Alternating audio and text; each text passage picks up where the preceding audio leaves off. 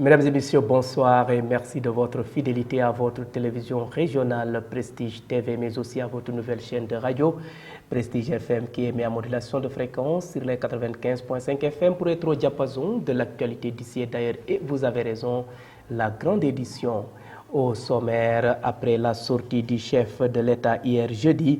Les candidats validés pour la présidentielle de 2024 sonnent la mobilisation lundi et mardi pour exiger la tenue de l'élection présidentielle.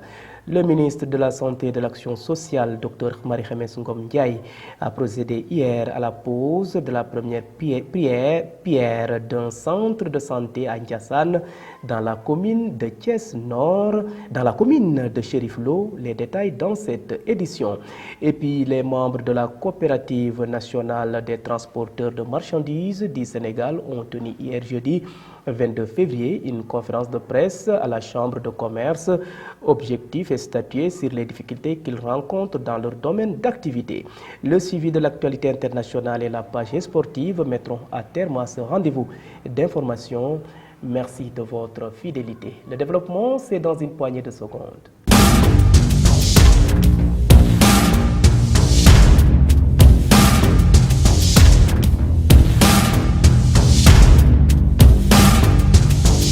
Bienvenue et démarrons ce rendez-vous d'actualité par la politique et sous forme de brève illustrée.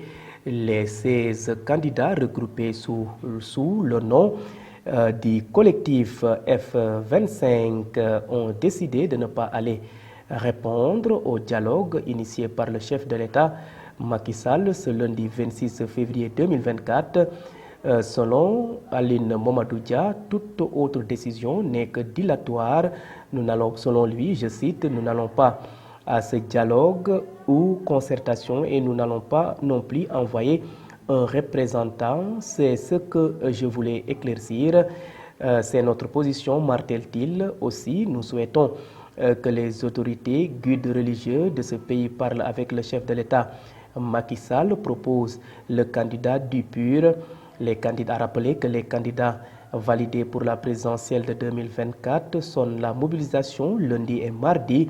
Au moment où ils dialoguent avec certains, nous allons dérouler notre plan d'action jusqu'à ce qu'ils organisent l'élection présidentielle, a fait savoir Aline Mamadou Dia, le candidat des Moustarchidis. Parlons toujours d'actualité dans cette édition regroupée autour de la coopérative nationale des transporteurs de marchandises du Sénégal.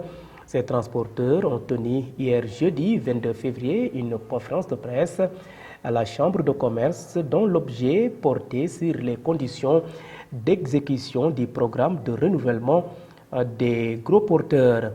Ils soutiennent que les camions qui, au début du projet, étaient estimés à 60 voire 70 millions, leur reviennent présentement à plus de 120 millions de francs CFA.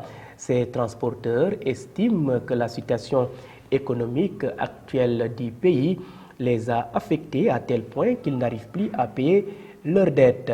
Maboy Wade a porté leur parole. Le voici au micro de nos reporters, Mambiram Sissegei et Moussa Mbaye. On a un problème au niveau du transport en général. Depuis 2016, le président nous avait incarcérés dans un projet de renouvellement de gros porteurs.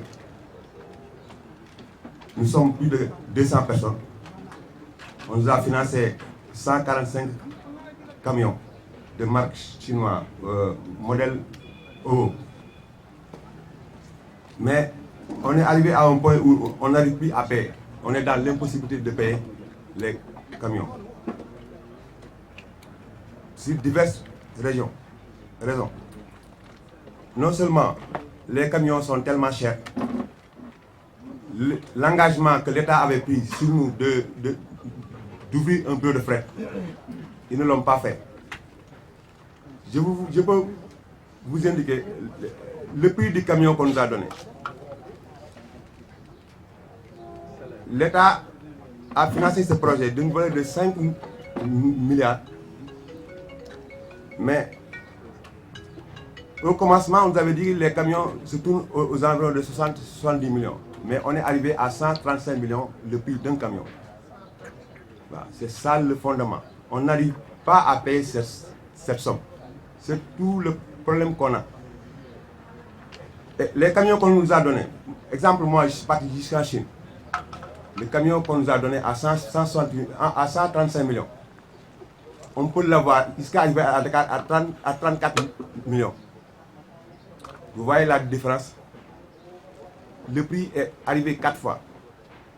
Je ne sais pas maintenant si c'est les gens qui ont monté le projet ou bien qui ont augmenté le prix, mais le prix dépasse. Parce que ce que je vous dis, je suis parti de là où on fabrique les camions. Le prix du camion jusqu'à arriver à Dakar, ça ne peut pas dépasser 34 millions.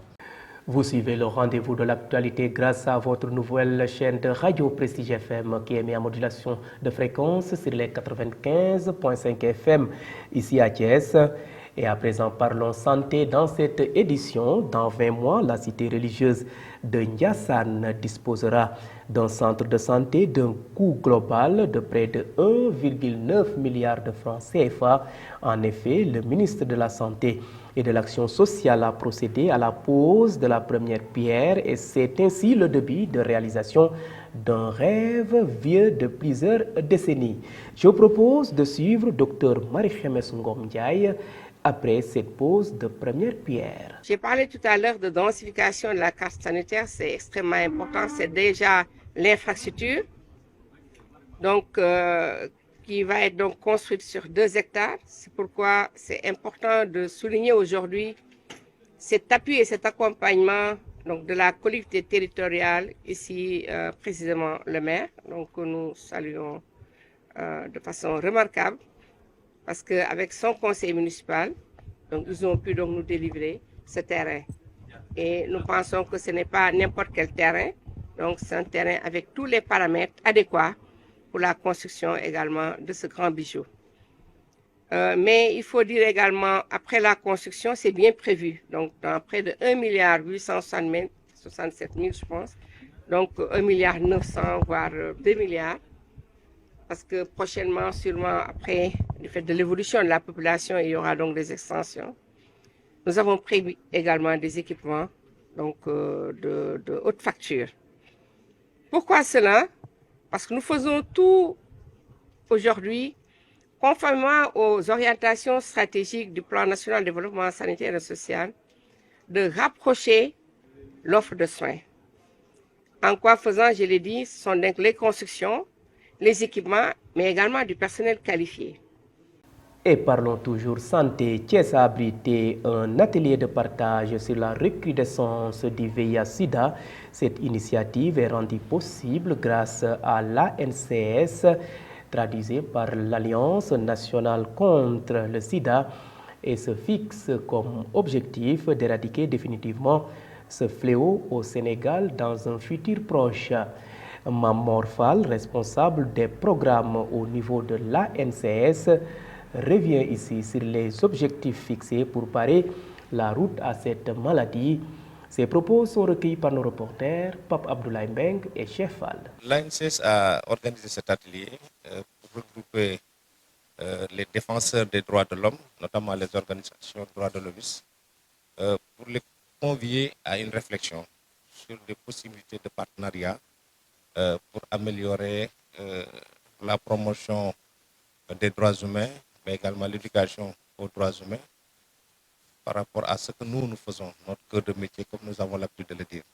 Nous sommes des acteurs de lutte contre le VIH-Sida, mais nous n'avons pas ces compétences en matière d'éducation et de promotion des droits humains. C'est dans ce cadre-là que nous avons fait appel aux organisations de droits de l'homme pour ensemble réfléchir sur des pistes de collaboration qui vont nous permettre de, en tout cas, de lutter contre tout ce qui est la non-inclusion sociale. Nous travaillons avec des cibles qui sont triplement stigmatisées. C'est des populations clés qui sont triplement stigmatisées par la religion, par notre culture et par les lois. Qui fait qu'aujourd'hui, c'est des personnes qui se cachent. Donc nous avons besoin de travailler avec des spécialistes qui vont nous permettre de porter le plaidoyer auprès des structures de prise en charge de ces personnes. Je veux nommer structures sanitaires, mais également auprès des forces de défense et de sécurité. Parce que nous travaillons avec des personnes qui sont, comme je l'ai dit, qui sont pénalisés, des groupes qui sont pénalisés. C'est des hommes qui ont des relations sexuelles avec d'autres hommes, c'est des consommateurs de drogues injectables et non injectables, c'est les professionnels de sexe. Et aujourd'hui, je pense que cette collaboration pourra déboucher sur pourra déboucher sur des pistes d'action qui vont nous permettre, nous, de nous compléter, mais également vous, en tant que spécialiste des droits humains, d'avoir suffisamment d'informations et d'éléments par rapport au VIH et de pouvoir s'engager, en tout cas, dans une multisectorialité qui va nous permettre de contribuer à l'atteinte des 3,95 d'ici 2026, mais au-delà, éliminer la transmission du VIH d'ici 2030. Et c'est un engagement du pays et de la communauté internationale. A rappeler que cette rencontre a eu pour cadre la Maison des Jeunes située dans la commune de Thiès-Nord. Les acteurs de la santé, de la société civile et des porteurs de voix ont honoré leur présence lors de cet atelier qu'ils ont jugé nécessaire pour contribuer de façon significative à l'éradication de la pandémie au Sénégal. Dr Ousmane Diarra, consultant international des droits humains en VIH, se réjouit de cette mobilisation. Ses propos sont toujours recueillis par Pape Abdoulaye Mbeng et Cheikh Fall. Oui, l'objectif de cette rencontre, c'est de pouvoir, disons, impliquer, voire dans le cadre de cette collaboration avec l'ANCS et les associations, les organisations de défense des droits humains, parce qu'on est parti du constat du fait qu'aujourd'hui, dans la lutte contre le VIH, on a besoin du respect des droits humains, on a besoin de la protection des droits humains. Déjà, la Constitution sénégalaise prévoit, à son article 8, le droit à la santé. Et ce droit à la santé qui est à la fois un droit individuel et un droit collectif. Droit individuel, faire en sorte que le citoyen sénégalais qui veut avoir accès aux soins, aux traitements, puisse le faire sans discrimination et sans stigmatisation.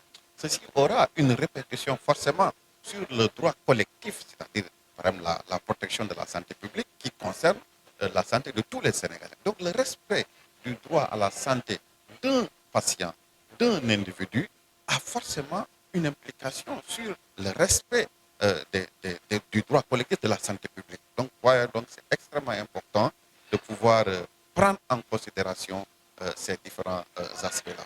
Alors, le Sénégal, il faut le dire, a fait des efforts, mais comme je l'ai dit, le type concentré du VIH constitue une clé, la clé par laquelle on peut ouvrir le VIH en baissant les bras, mais la clé par laquelle aussi on peut fermer le VIH en prenant en considération les questions de garantie juridique universelle qui constituent les droits humains. Donc la promotion des droits humains peut énormément aider pour faire avancer les choses, pour que le VIH puisse considérablement être, disons, jugulé par le Sénégal.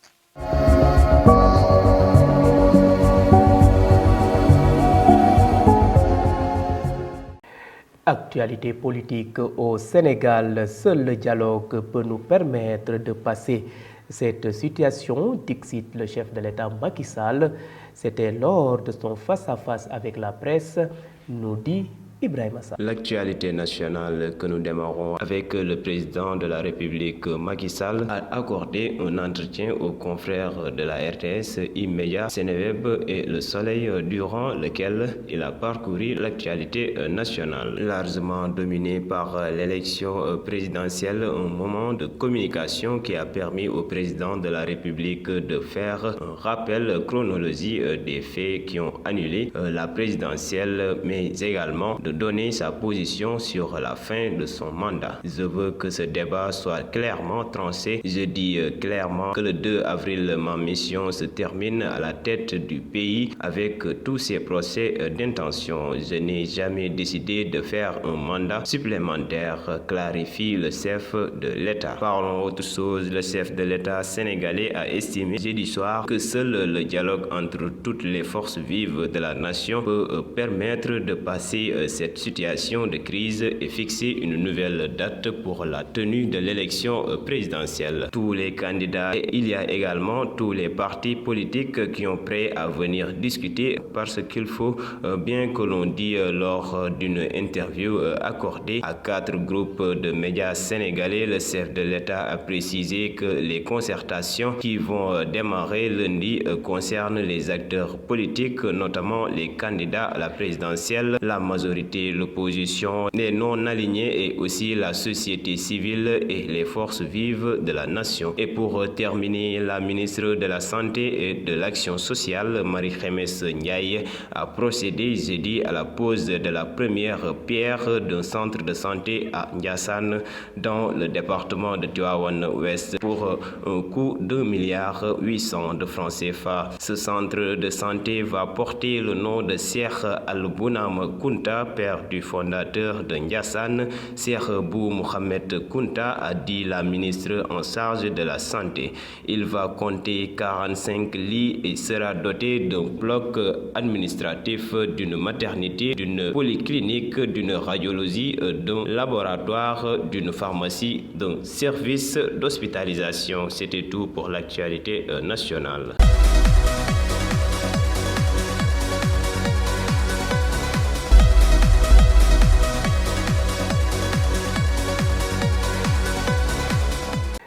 Et sur l'international, les États-Unis vont sanctionner plus de 500 entités liées à la machine de guerre russe.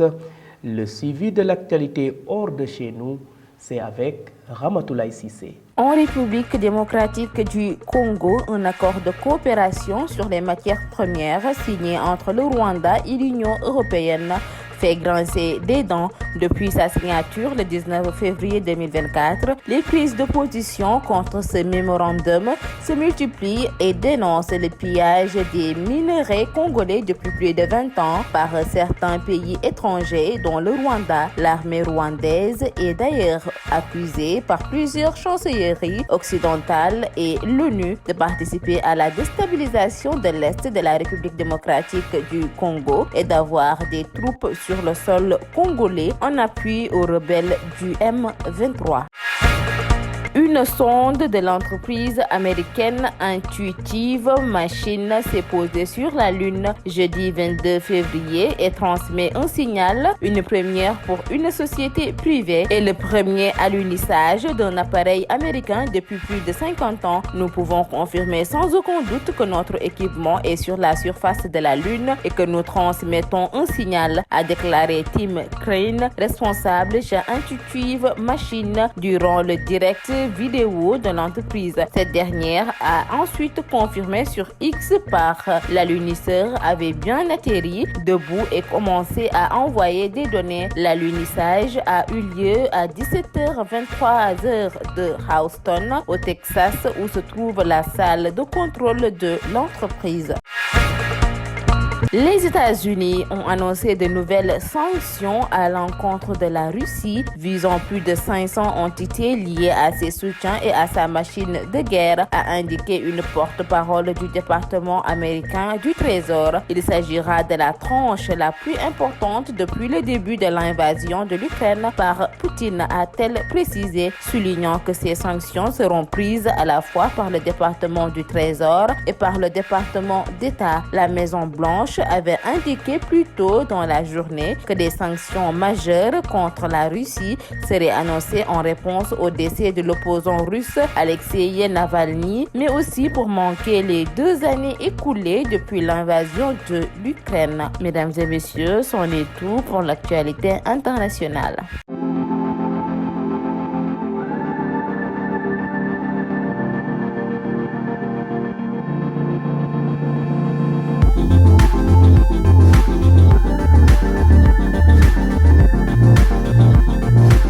Et bouclons cette édition par une note sportive. Course hippique, le CNG s'est doté d'une VAR. Le nouveau président affiche ainsi ses ambitions.